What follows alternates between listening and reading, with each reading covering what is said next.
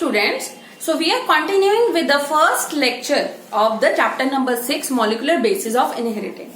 Okay, तो हम बात कर रहे थे बेसिस की. जो बेसिस है वो हमारे टू कैटेगरीज के होते हैं, प्यूरिन्स एंड पिरिमिडिन्स. प्यूरिन्स में आएंगे हमारे पास दो bases, adenine and guanine, and in pyrimidines we will have cytosine, thymine and uracil. ठीक है. अब एक चीज का ध्यान रखेंगे बेटा, जब आपका डीएनए होगा, when it will be DNA, तो डीएनए के अंदर कौन कौन से बेसिस होंगे हमारे? डीएनए के अंदर आएंगे adenine, thymine, guanine, cytosine. Adenine, thymine, guanine, cytosine in DNA.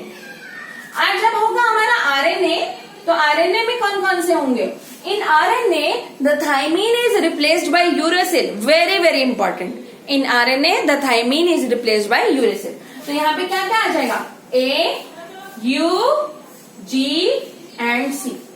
A, U and G and C मतलब adenine, uracil, guanine and cytosine. तो मतलब जब आरएनए में बेसिस साथ में जुड़े होते हैं ना, तो वहां पे जो थायमिन होता है that is replaced by uracil. तो this is also the second difference in case of RNA and DNA.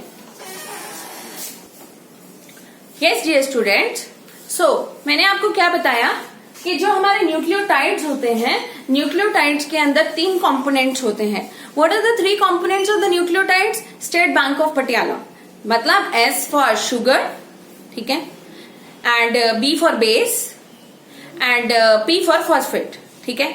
जो शुगर होती है वो कैसी टाइप ऑफ शुगर होती है? Pentose sugar. ठीक है, दोनों में, डीएनए में भी और आरएनए में भी.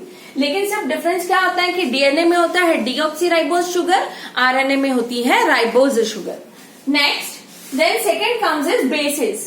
बेसिस हमारे टू टाइप्स के होते हैं, टू कैटेगरीज होती है, प्यूरिन्स एंड पिरिमिडिन्स. जो प्यूरिन्स होते हैं बेटा, they are adenine and guanine, and pyrimidines are cytosine, thymine and uracil. ठीक है.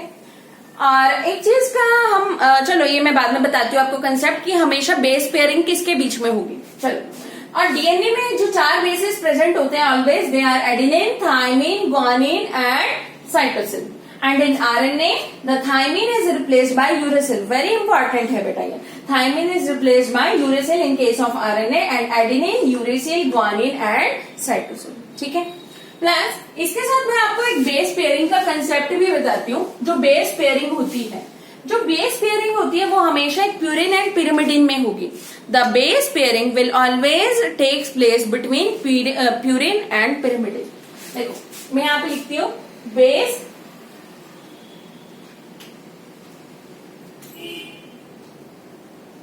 Pairing always occur between purine and pyrimidine.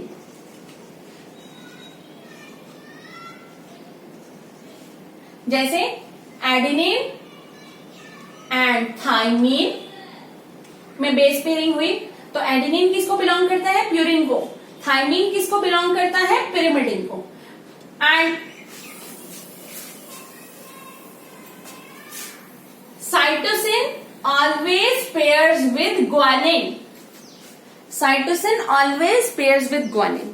अब एक आप चीज देख रहे हैं बेटा, क्या कि मैंने A और T के बीच में डबल बॉन्ड बनाया, C और G के बीच में मैंने ट्रिपल बॉन्ड बनाया, तो वो क्या है? That is hydrogen bonding.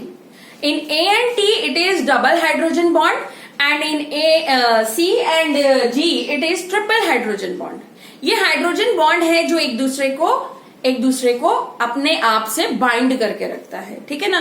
तो ये क्या है इसके अंदर, मैं यहां पे लिख देती हूं, डबल हाइड्रोजन बॉन्डिंग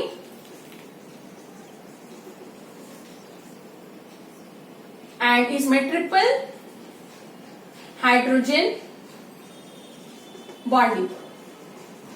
ठीक है. आई होप आपको बेसिस का कंसेप्ट समझ आया.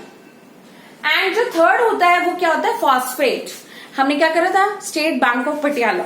S for sugar, B for base and P for phosphate. तो अब क्या होता है कि एक हमारा फॉस्फेट ग्रुप होता है that is linked between one sugar and the other sugar. एक शुगर और दूसरे, या फिर हम कह सकते हैं एक न्यूक्लियोटाइड और दूसरे न्यूक्लियोटाइड के बीच में जो ग्रुप होता है that is known as phosphate group. ठीक है,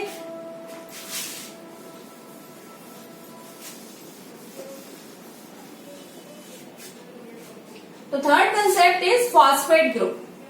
तो जो फॉस्फेट ग्रुप होता है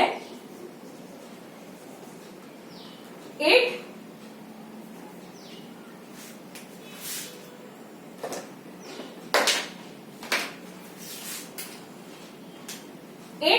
links one nucleotide with other,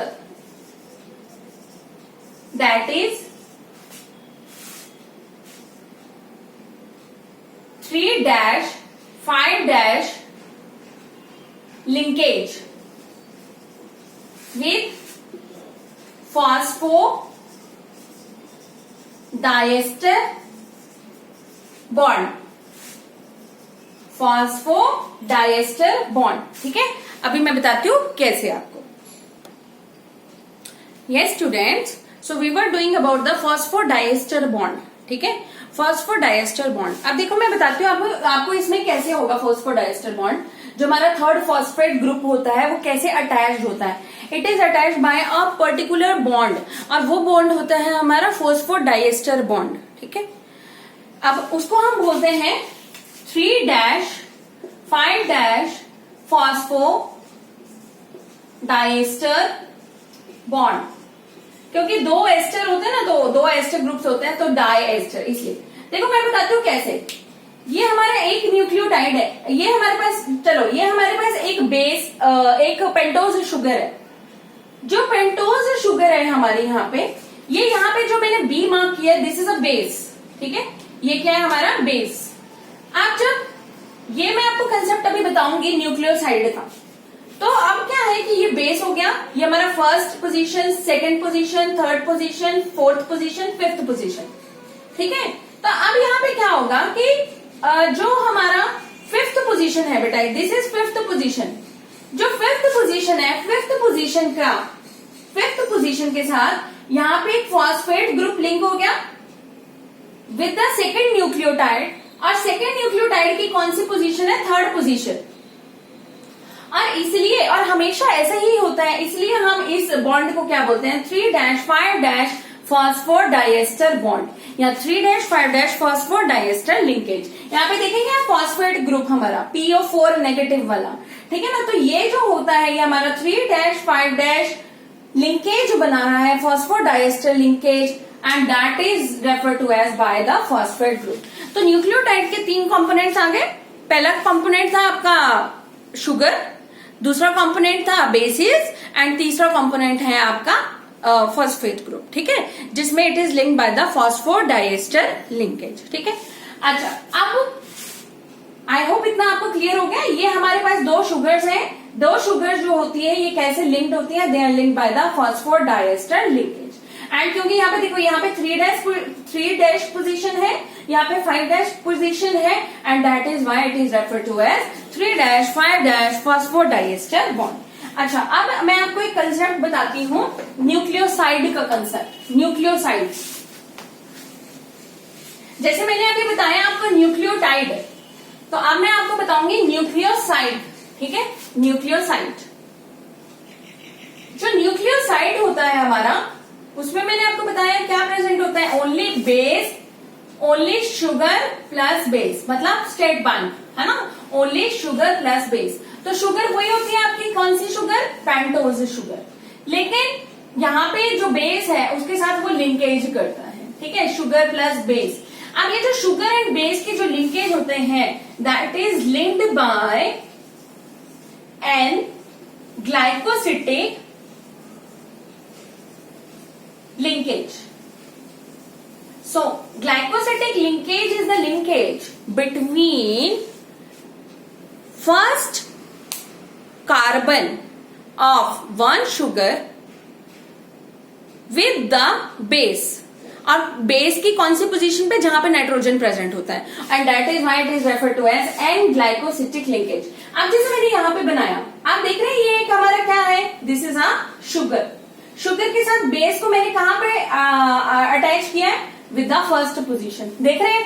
and इस बेस का एन जो होता है, एन ऐसे एसोसिएटेड होता है, एंड ये जो लिंकेज होगा this is known as glycosidic linkage.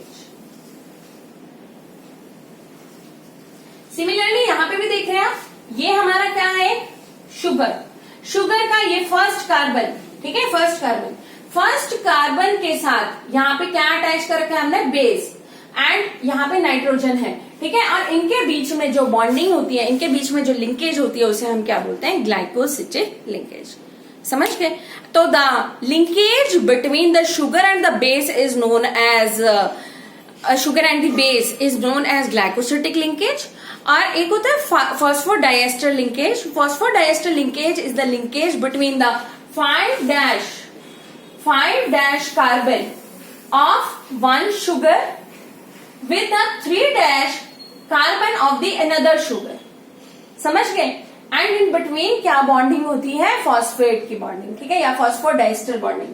So these are the two types of linkages which are present in a particular nucleotide.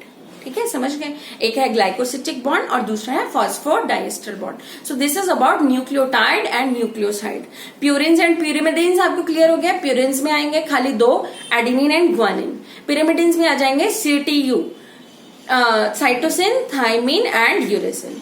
Nucleotides में 3 कंपोनेंट्स हैं हमारे, sugar, base and phosphate. Nucleosides में हमारे 2 कंपोनेंट्स हैं, sugar and base. ठीक है, तो these are the general terms. अब इसके बाद मैं आपको DNA का या पॉलीन्यूक्लियोटाइड का स्ट्रक्चर बताऊंगी, चेन कैसे बनती है। Thank you dear students, thank you and have a nice day.